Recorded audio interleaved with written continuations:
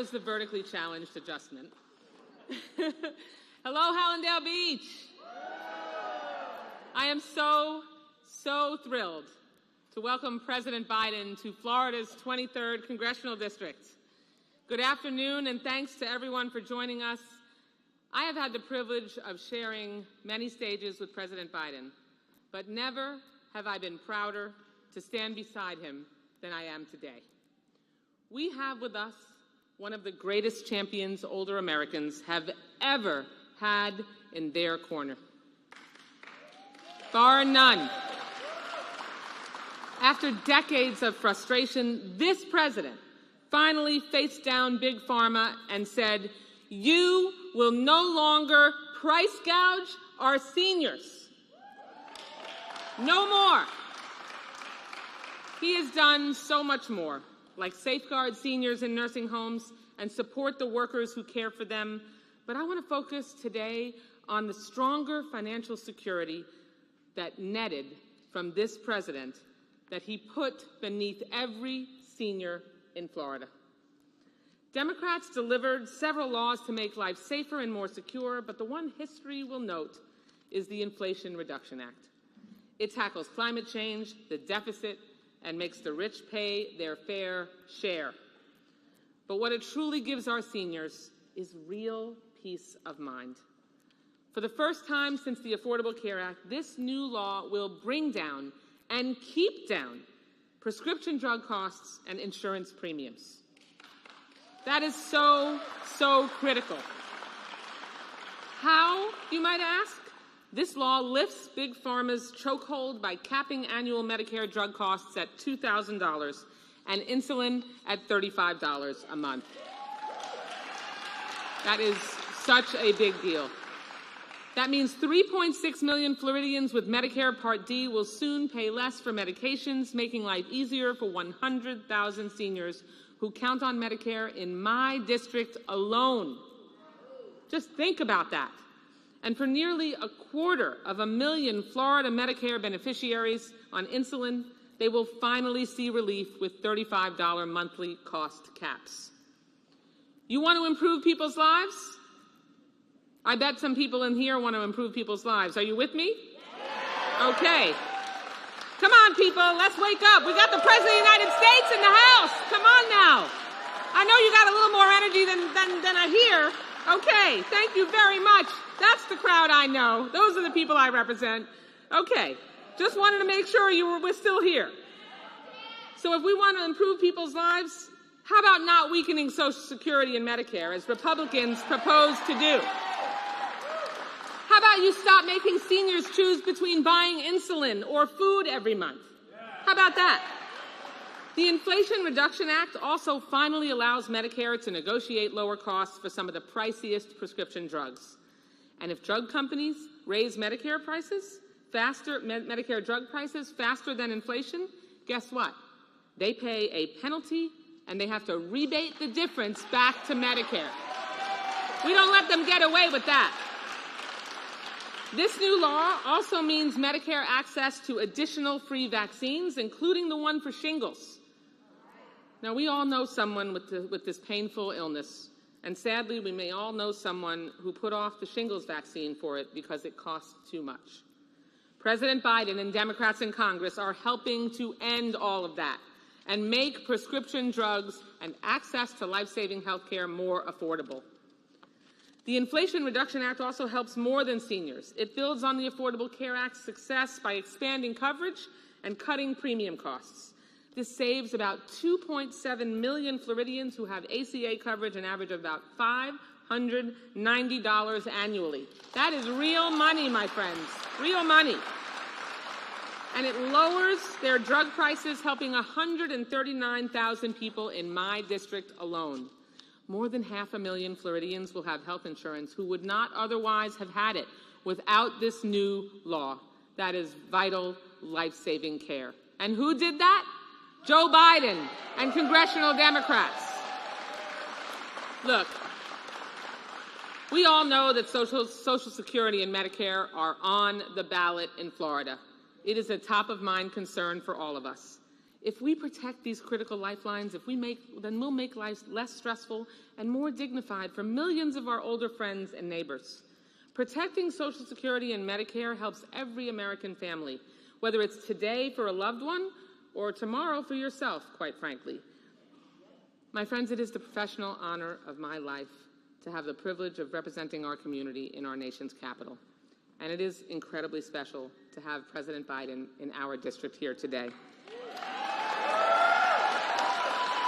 And now, I'd like you to help me welcome Sheldon Armis, who will share how this life-changing legislation helps millions of Americans gain greater access to less expensive, quality health care and prescription drugs. Sheldon?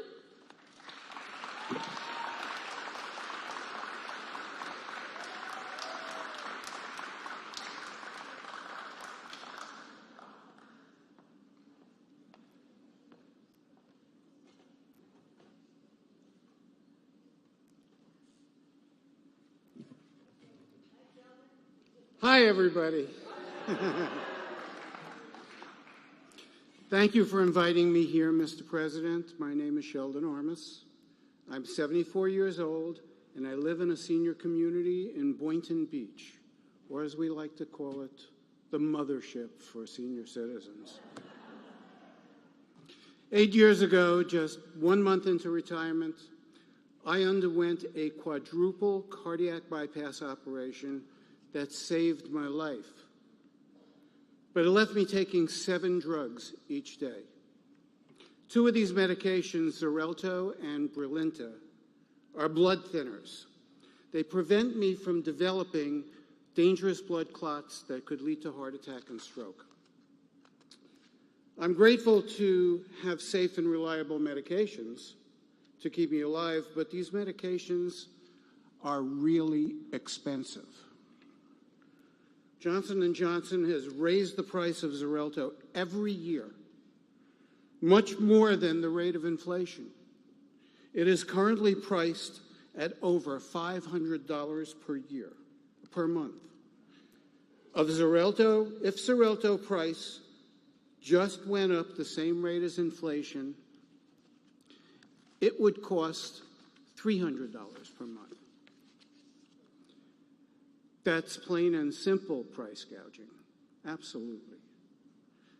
Thankfully, President Biden and Democrats in Congress passed the historic Inflation Reduction Act, which will prevent Big Pharma from raising prices like that.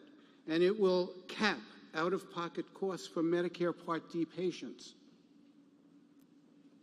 providing real savings and peace of mind for millions of Florida people. The Inflation Reduction Act finally puts patients before pharmaceutical companies.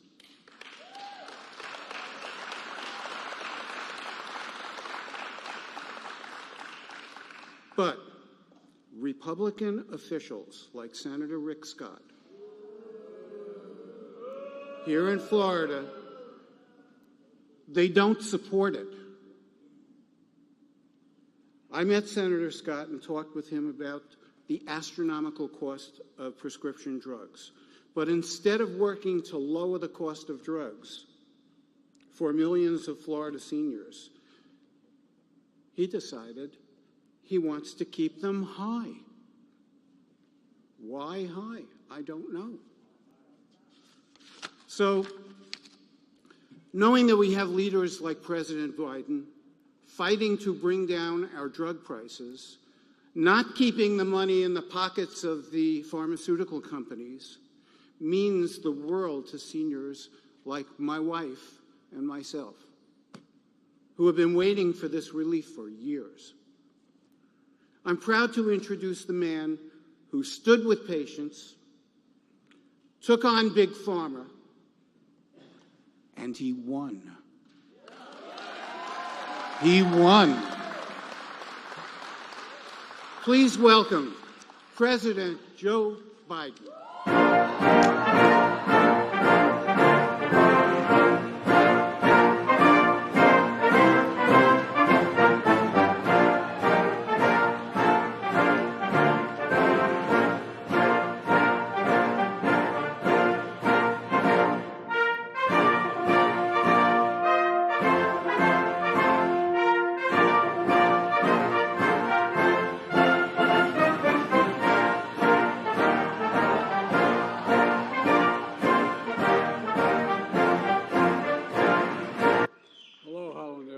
God love you.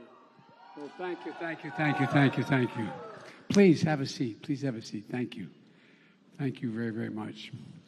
Thanks, Sheldon, for that introduction. And Sheldon, there's millions of people like you all across America who went through the same thing.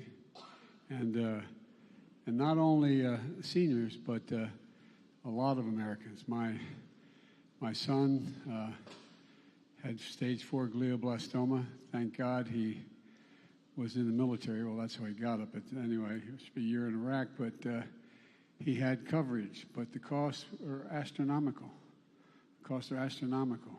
You all know somebody who's had a serious disease. Some of these drugs can be $10,000, $12,000, $15,000 a year. Some of them. And so what Sheldon went through is something that a lot of you, maybe some in the audience, have gone through as well. And look, let me start off by saying I love Debbie Wasserman Schultz, and I make no apologies. She is not only one of my best friends in the United States Congress. I know I don't look it, but I served 36 years in the Congress. And I spent time working with Debbie. She wasn't there nearly that long when I was there, but my point is we became good friends because she has enormous integrity. And she has a sense of understanding what people are going through, and she plays it out, she works it out. And so she was one of my biggest supporters in helping me not only pass, but draft and move some of the legislation we're going to talk about today, a couple pieces of it. And I don't have a greater friend in the United States Senate, and I don't have a greater friend when I was vice president, nor as president. So, Debbie, thank you, kiddo. I don't know even where you're sitting, but oh, there you are, Debbie. Thank you. Folks, last time I was in Florida was almost a month ago because of Hurricane Ian. And we surveyed the damage in the ground at Fort Myers, and it was the surrounding communities by air, helicopter. The damage and destruction was historic, almost unimaginable. And I've said then that it's going to take not weeks or months, but years to fully recover and rebuild. But I also made a commitment. I made a commitment to my administration, the federal government, would give the people of Florida the commitment that we're going to not move until it's all done. We're going to stick with you till it gets all done. And look, my administration has been going to follow through on those commitments to get the people of Florida what they need as fast as they can get it and to help to rebuild. So far, we put in through the legislation Debbie helped me pass as well, $1.7 billion in federal grants, disaster loans, and flood insurance payments have been provided to state and small businesses and households. FEMA has made assistance available to 26 counties and to provide temporary housing and for the survivors of those 6 counties. We've sent 24 disaster recovery centers across the state for survivors to register for help. And FEMA, Federal Emergency Management Assistance, is going door to door to reach people as well. They've also performed over 180,000 home inspections, 180,000 personal inspections. The U.S. Small Business Administration has approved $460 million in low-interest business loans for renters and homeowners. Like I said, this is just the beginning of our effort, and we're going to be with you every step of the way. And by the way, the very piece of legislation I'm talking about today contained $369 billion for environmental protection. Folks, well, I've come to Florida today to talk about 2 very, very, very important programs. 2 very important that's going to affect as many Americans as anything else, and a great deal of people in this state are going to be affected. And they're under siege by our Republican friends. And by the way, this ain't your father's Republican Party. This is a different deal right now. And there's a lot of good Republicans out there, but they're under a lot of pressure. Social Security and Medicare are the 2 things I want to talk about. You know, they've been around a long time. President Roosevelt signed the Social Security law into the law 87 years ago. And Lyndon Baines Johnson signed the Medicare into law 50 years ago. These programs do something so basic yet so important. Almost half of all seniors in the United States lived in poverty before Social Security. Let me say that again. 50%, almost 50% of all the seniors in America lived in poverty before this law was passed. Almost half the seniors, half of them lived in poverty, even those who spent a lifetime working. Not enough to put food on the table until Medicare came along, no health care they could count on. And think about what that does to your sense of security, what it does to a person's dignity. Unless you were wealthy, people often worked until they took their last breath. They couldn't even think about retiring. And if they did, they'd starve. Then we came together as a country, Democrats and Republicans, and said we have to do better than this. After working hard for decades, people deserve better than what existed at the time. They deserve to retire with dignity and peace of mind. And that's how it should be in the United States of America. Some of you are on Social Security, or your parents or your grandparents are. They earned it. They earned every single paycheck. They put money in since they were teenagers to pay for Social Security. And those are more than government programs. They're a promise we made as a country to work hard and contribute. And when it comes time to retire, we're going to be there for you. We're going to be there for the basic needs. That's been a rock-solid guarantee, an ironclad commitment.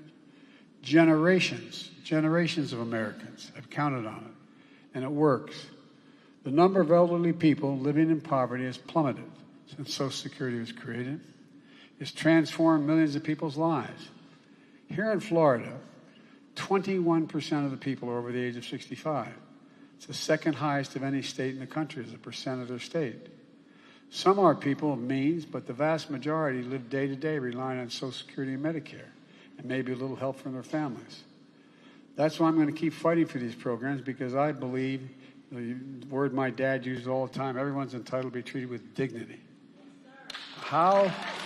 No, I mean, just basic stuff. How could a child look at their mom and dad and not be able to afford to take care of them and still maintain their own dignity? I believe hard work should be rewarded. And I believe that we should leave no one behind, not in the United States of America.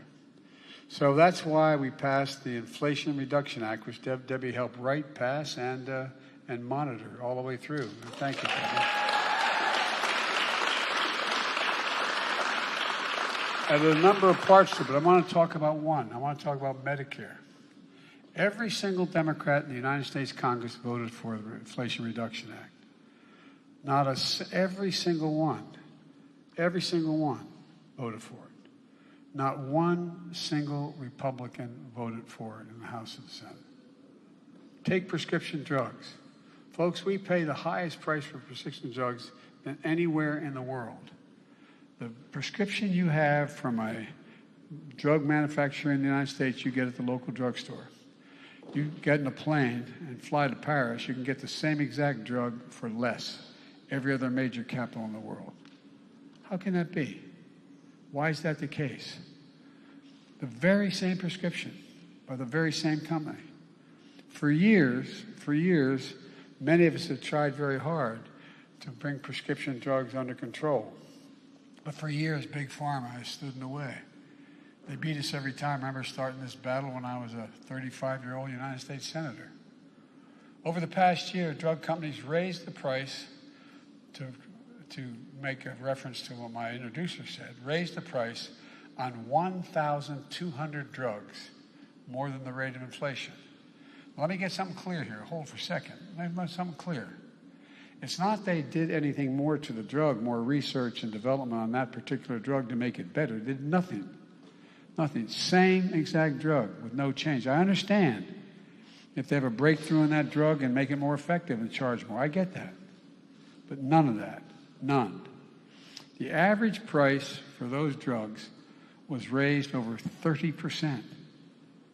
In 2022, the price of one blood pressure medicine, one, that millions of Medicare recipients are relying on every day, increased 500%. 5 times. The exact same drug. No change whatsoever. Another drug treating autoimmune conditions increased by $1,000. $1,000 for an autoimmune disease. Again, no change in the quality of it, just changing the price. And they talk about inflation. You know, we're dealing with it for a whole second. Inflation is a worldwide problem right now because of a war in Iraq and the impact on oil and what Russia's doing. The war in Ukraine. And thinking of Iraq because that's where my son died. Because he died. But the point is that that's why it's up. We have the lowest inflation rate of almost any major country in the world. We've done a lot to try to take it under control. I've released millions of barrels of oil from our Strategic Petroleum Reserve, keeping the price down. It's down about $1.25 and going down. It needs to go more. But they talk about inflation all the time. What in God's name? And they ask why I call this the Inflation Reduction Act. If you have to take a prescription that costs you an arm and a leg, and I reduce that, and you don't have to pay as much, it reduces your cost of living. It reduces inflation in your paycheck. And by the way, no, I'm serious. My dad used to say everybody deserves a little bit of breathing room. Granted, when the price of a gallon of gasoline went up, we talked about it at our kitchen table. We weren't poor. We were an average middle-class family. We lived in a 3-bedroom split-level house in a development in a suburban area. We were in a situation where, we had 4 kids and a grandpa living with us. And but we weren't poor. But we didn't have any money. We didn't have anything left over. And so it was, do you have anything left to have a little bit of breathing room? Look what's happening to drug prices on average Americans. It's actually outrageous. But this year, we finally beat pharma. We finally beat pharma. No, I've been trying this a long, long time, Debbie. I've been trying to do it. Finally. Big pharma lost and Americans won. Thanks again to the Democrats in the Congress. And I have the bad reputation of Biden's not partisan enough. Well, in this one, I'm partisan. Because a lot of these guys came up to me and women said, basically said, not up to me, they can't come up to me in the White House as much when I see them though, saying, I know you're right, but it cost me in my election. I'd lose a primary if I supported you. Well, look, starting in January, if Big Pharma tries to raise the drug price faster than the cost of inflation, they're going to have to write a check for the difference back to Medicare to cover the difference, lowering. Instead of the money going to the pockets of big drug companies buying back their own stock, which is the way in which, just why they keep buying their own stock back, that's how the executives get paid. 89% of their salary, I think that's the number, is paid on stock. Well, guess what? If you have 100 shares of stock and you buy back 50, the 50 left are worth more than 100 each one. Same total amount. And also, they're in fact putting them into the pockets of their shareholders. There's nothing wrong with that per se, unless there's somehow you're ripping people off to get there. It'll go into you. This time it goes into your pockets for lower drug prices. And look, the practical thing, at least in my household where I was raised, is that means you have more money for the car payments, more money for groceries, which are high because of Putin cutting off grain supplies. You have more money to put toward holiday shopping for your grandkids. It's about basic standard of living for ordinary Americans. What the drug companies are doing now is really inflating your cost of living. And we're doing something about it. We're going to give Medicare the power to negotiate lower prescription drug costs, period. We fought for years to make this happen. This year we got it done. Medicare is going to finally have the power to negotiate lower prescription drug prices like the VA can do, the Veterans Administration. They can do that now. And private insurance companies. The VA can say, look, you want to sell all our veterans that particular drug? We're not going to pay that much for it. We're not going to pay $10. We're only going to pay $7.50. If you don't want it, we're not going to buy it. You don't want to sell it to us. Well, it's a gigantic customer. Well, the biggest customer in the world for the drug companies is Medicare. And so, whether VA negotiated prices that are 54% lower on average than Medicare prescription drugs. The same if you're a senior veteran on a Medicare drug, that another person, because you're VA, another person's on that same drug who's a retired banker or a retired auto worker, guess what? The person in the VA, and they deserve it, gets paying 54% less for the same exact medicine, prescription. Doesn't make any sense. But now Medicare is going to have the power to negotiate lower drug prices. So, for example, when these guys come along and say, you know, we're going to charge you, I'm making this up, we're going to charge you 10 cents per an aspirin. And they say, no, we're only going to pay 5. Well, we're not going to sell it. So, no problem. They're going to lose 50 billion aspirin or whatever the hell they sell. The point is, they're going to have to respond. Seniors are going to see their out-of-pocket costs for prescriptions. This is really important. It was really important to my mom and my dad. Thank God, you know, we had 4 kids. We were able to make up the difference for mom and dad. But, guess what? Now, the total amount of drug prices, prescription drug price you have to pay in any one year, if you're a senior on Medicare or Social Security, will not be more than $2,000 a year. That's it. You can purchase $15,000 worth of drugs. You only pay $2,000. $2,000 for prescription drugs, period. Whether it's expensive cancer drugs or any other drug they need for the pharmacy. My son, who died of stage 4 glioblastoma, the cost of those drugs was enormous. Enormous. We're talking about drugs that can cost $9,000, $10,000, $14,000 a year. But thanks to this law, seniors are going to be limited to having to pay $2,000 a year for all the drugs they need. All the drugs. Now, starting in January, we're also capping the cost of insulin. How many of you know somebody with diabetes needs insulin?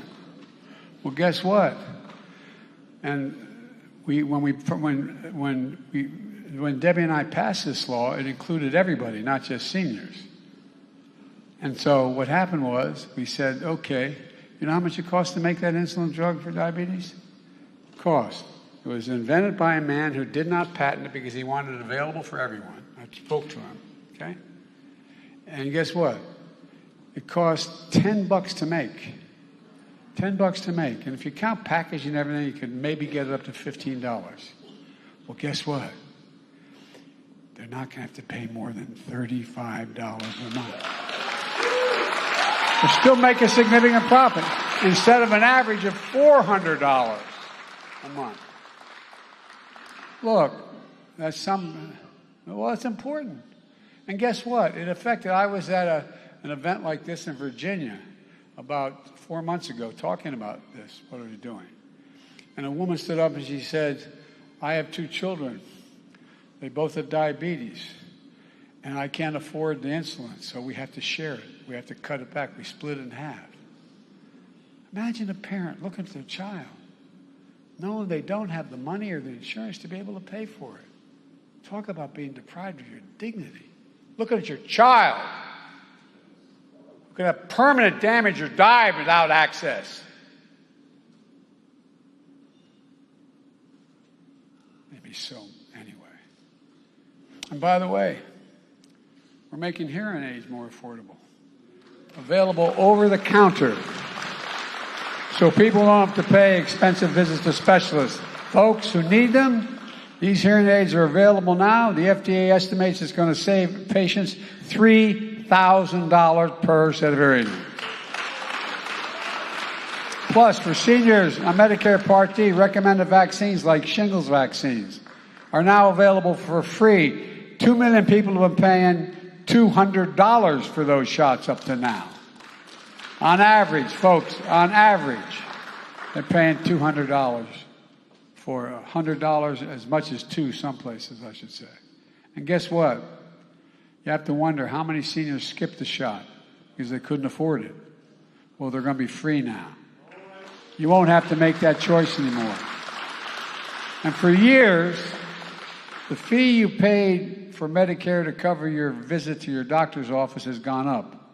Now, for the first time in more than a decade, it's going to go down. It's going to go down. For real.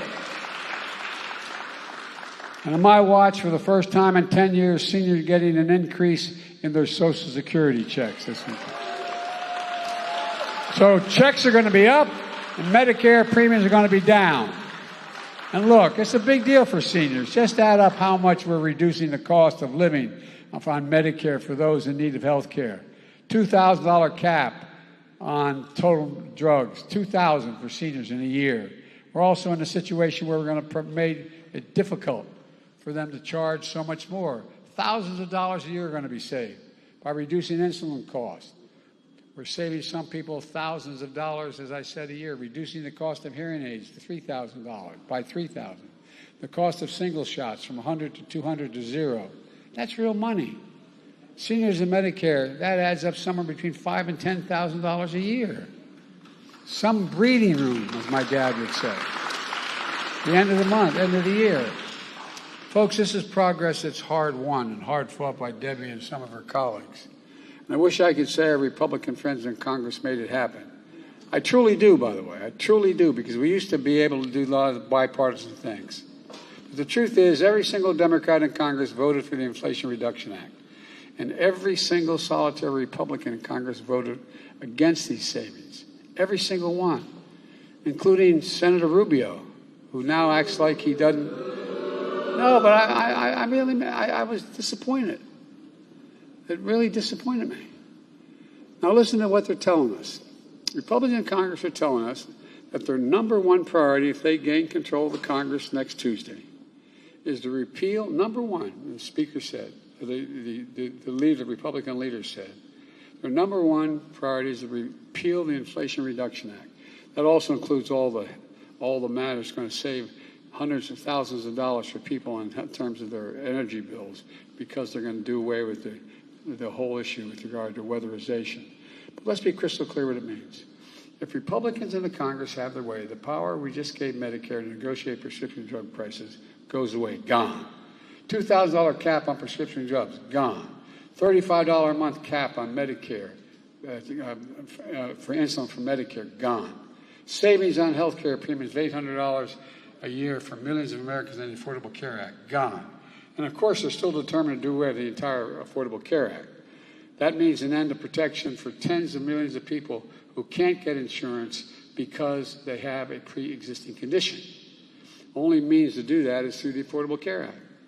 If the Republicans get their way, that's going to be gone as well. And folks, it gets even worse. They're coming after Social Security and Medicare in a big way. Folks here in Florida, you need to know this, and I mean this sincerely. You need to know this. You need to know why. Because of your own senator, Senator Rick Scott. I have the brochure here he has. He's in charge of electing Republicans to the Senate. He's the head of the campaign. And he laid out a clear plan. He said every 5 years, Social Security and Medicare would have to be reauthorized. And this is from the report. I made it larger, listed all they want to do. Quote, all federal legislation sunsets, means goes out of existence in 5 years. If the law is worth keeping, Congress will pass it again. So every 5 years, the Congress would have to vote to reauthorize Social Security. Reauthorize it, or else it goes away. Would have to vote to reauthorize Medicare. Reauthorize veterans' benefits. And I go down the list. But guess what? The very idea that a senator from Florida wants to cut Social Security and Medicare, and by the way, they don't have to just, it doesn't have to go away, they can cut it. They can change it, basically. A senator from Florida going after Medicare and Social Security? I tell you what, I don't know where, as they say in Southern, don't know where you all been. Hot damn, boy. I tell you, look, it's so outrageous you might not even believe it. And again, word for word, all federal legislation Sunsets means goes away in 5 years. If the law is worth keeping, Congress can pass it again. In other words, it goes out of existence if Congress doesn't vote to keep it. Isn't that wonderful? And then along came Senator Johnson from Wisconsin. He says 5 years is too long to wait. No, it's hard to believe. No, I really mean it. It's hard to believe. He says that's too long. Every year, every single year it should be on the chopping block, along with veterans' benefits and everything else in the federal budget. If Congress doesn't vote affirmatively to keep it, it goes away. Gone. You've been paying the Social Security your whole life. You earned it. Now these guys want to take it away. Who in the hell do they think they are? Excuse my language.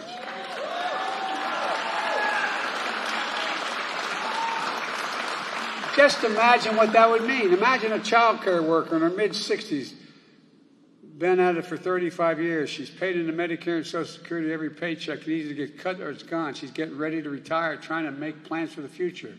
She thought she could count on Medicare and Social Security to help her through that. But with these guys, she doesn't know anymore.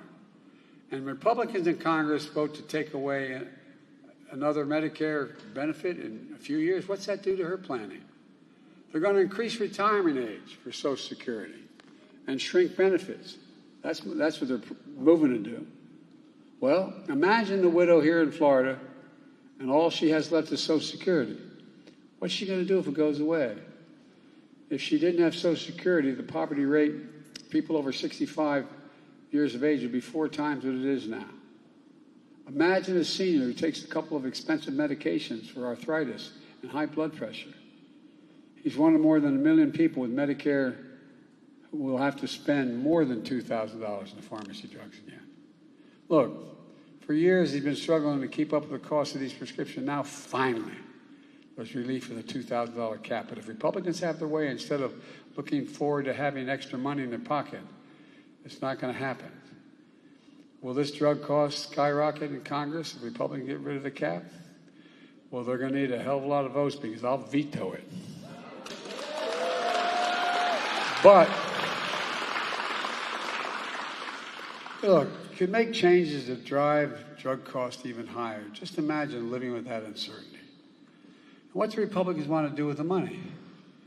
Well, guess what? They talk about they want to cut taxes for the wealthy and corporations. In 2020, 55 of the corporate 500 companies, the largest companies in the world, in the United States of America, made $40 billion, paid zero in income tax. So I passed a law saying they got to pay a minimum of 15%. 15%, you all pay more than that. 15%. Well, they want to repeal it. It would allow some of the largest, most profitable companies in America to go back to paying zero. And they want to extend the $2 trillion tax cut, which overwhelmingly benefited the very wealthy and the biggest corporations in the last administration, not a penny of which was paid for in the Trump administration. What's become of us? Folks, many of us are focused on inflation right now. But let me say something. I want to point something out. They talk about big spending Democrats. Yeah, I spend a lot of money to do these things. But guess what? I cut the deficit in half. In half. The federal deficit. This year alone, $1.4 trillion reduction, $400 billion reducing the debt. And last year, $350 billion reducing debt. Give me a break. I'm so sick and I shouldn't get going. Come on, man. I mean, it's just amazing. No, that's a fact. As my granddaughter used to say, Google it. You know, I'm serious. We've cut the federal deficit in half while doing all this. And we did it by just growing the economy in many ways and also making sure people began to pay their fair share. And by the way, the largest tax increase we had was people for companies who were paying 0 to 15%. School teachers pay a hell of a lot more than 15%. So I don't know what the deal is here. Quickly, let's talk, and I'll end this, talk about inflation. If you want to raise the cost of living to seniors, go ahead and give free rein to drug companies. Look at what these drug companies have done. Republicans in Congress are cheering them on. Go ahead and reduce Social Security and Medicare. Watch what happens to the cost of living of hardworking Floridians. That's what I call inflation. At the end of the month, what you have left, if you have no money, that's inflation. The things you need, are they going up? And they are. They are. And now they've come forward with a real ticking time bomb. This one is outrageous. I mean it. And I've been there a long time. Now, the Republican leader is saying, if I don't cooperate in cutting Social Security between going back into session and the end of this term, and I don't support cutting Medicare and Social Security, they're going to shut down the government by not providing the votes to pay our federal debt to other countries in the world. It'll be the first time in all of American history. They're not going to get it done, but guess what? Remember last time Republicans tried this? And I was literally, as vice president, negotiating with the Republican leader until almost New Year's Eve day, until close to midnight. We finally got it resolved because they couldn't they weren't going to continue. They knew what would happen. But remember what happened? The entire credit of the federal government was degraded internationally because we played that game. It didn't even do it and degraded it. Look, this is irresponsible. Nothing would create more chaos and do more damage to the American economy than playing around with whether we pay our national bills. Let me close with this. Over the past few years, we've faced the most difficult challenges in our history, both at home and abroad. But we're making real progress. You just have to keep going while protecting what generations before us did and make sure we're the nation we thought we were. Look, I know we can do this. I really do. I'm confident. For everything we've been through, I've never been more optimistic about American prospects.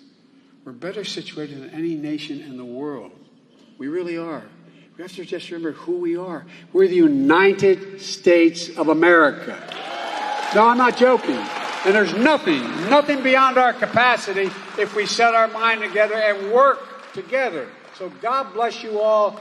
God protect our troops. And God give some of our Republican friends some enlightenment. Thank you.